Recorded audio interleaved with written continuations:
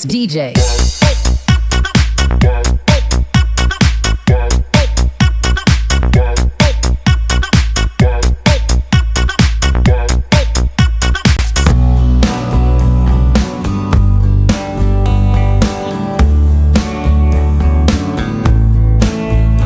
Semeru secara administratif termasuk dalam wilayah 2 kabupaten, yakni Kabupaten Malang dan Kabupaten Lumajang, Provinsi Jawa Timur. Gunung ini termasuk dalam kawasan Taman Nasional Bromo Tengger Semeru. Semeru mempunyai kawasan hutan dipterokap bukit, hutan dipterokap atas, hutan montane, dan hutan ericaceous atau hutan gunung. Posisi geografis Semeru terletak antara 8 derajat 06 LS dan 112 derajat 55 BT. Pada tahun 1913 dan 1946 Kawah Jonggring Saloka memiliki kubah dengan ketinggian 3.744,8 meter hingga akhir November tahun 1973. Di sebelah selatan, kubah ini mendobrak tepi kawah menyebabkan aliran lava mengarah ke sisi selatan meliputi daerah Pronojiwo dan Candipuro di Lumajang. Secara umum iklim di wilayah Gunung Semeru termasuk type iklim B, Smith dan Ferguson, dengan curah hujan 927 mm sampai 5,498 mm per tahun dengan jumlah hari hujan 136 hari tahun dan musim hujan jatuh pada bulan November, April. Suhu udara di puncak Semeru berkisar antara 0 sampai 4 derajat Celcius. Suhu rata-rata berkisar antara 3 derajat Celcius sampai 8 derajat Celcius pada malam dan dini hari. Sedangkan pada siang hari berkisar antara 15 derajat Celcius sampai 21 derajat Celcius. Kadang-kadang pada beberapa daerah terjadi hujan salju kecil pada saat perubahan musim hujan ke musim kemarau atau sebaliknya. Suhu yang dingin di sepanjang rute perjalanan ini bukan semata-mata disebabkan oleh udara diam, namun juga didukung oleh kencangnya angin yang berhembus ke daerah ini menyebabkan udara semakin dingin. Gunung ini masuk dalam kawasan Taman Nasional Bromo Tengger Semeru. Taman nasional ini terdiri dari pegunungan dan lembah seluas 50.273,3 hektar. Terdapat beberapa gunung di dalam kaldera Gunung Tengger antara lain Gunung Bromo 2.392 meter, Gunung Batok 2.470 meter, Gunung Kursi 2.581 meter, Gunung Watangan 2.662 meter, dan Gunung Widodaren 2.650 meter. Terdapat 4 buah danau, Ranu Pani, Ranu Regulo, Ranu Kumbolo, dan Ranu Darungan.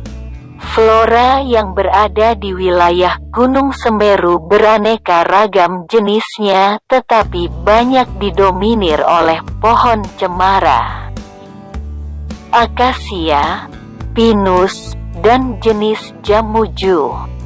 Sedangkan untuk tumbuhan bawah didominasi oleh kirinyu, alang-alang, tembelekan, harendong, dan edelweiss putih. Edelweiss juga banyak ditemukan di lereng-lereng menuju puncak Semeru. Terdapat pula spesies bunga anggrek endemik yang hidup di sekitar Gunung Semeru bagian selatan, yakni anggrek selok. Banyak fauna yang menghuni Gunung Semeru antara lain macan kumbang, budeng, luwak, kijang, kancil, del. Sedangkan di Ranu Kumbolo terdapat belibis yang masih hidup liar. Orang Eropa pertama yang mendaki gunung ini adalah Kliknet dan Winnie Brigita, 1838, seorang ahli geologi berkebangsaan Belanda. Mereka menempuh jalur dari sebelah barat daya melalui Widodaren.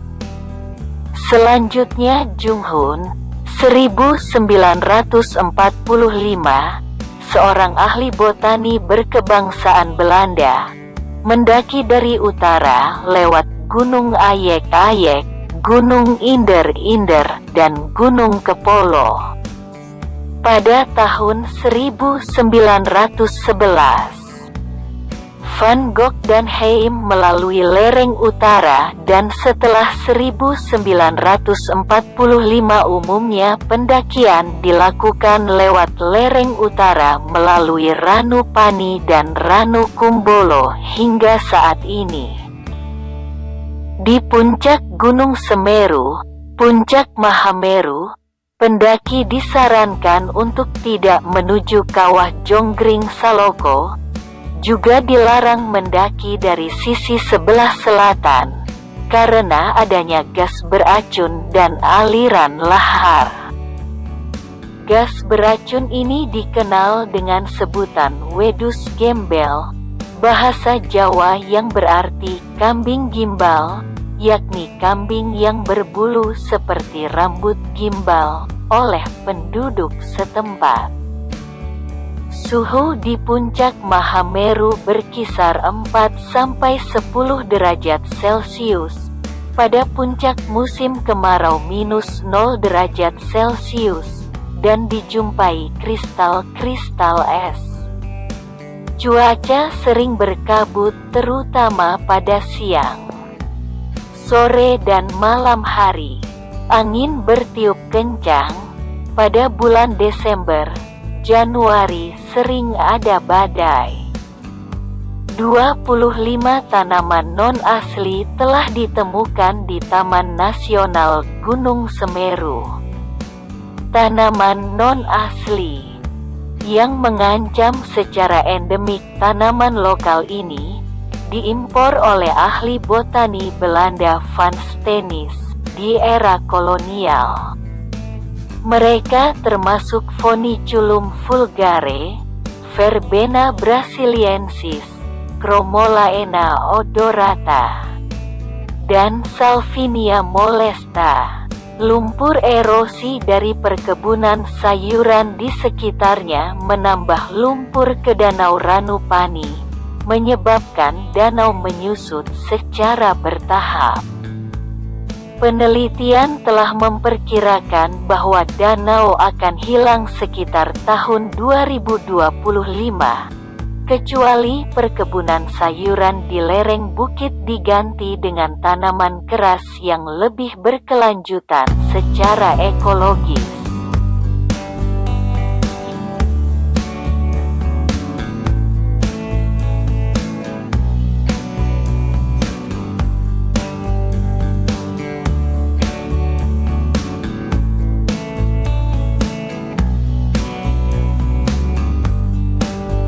We'll be right back.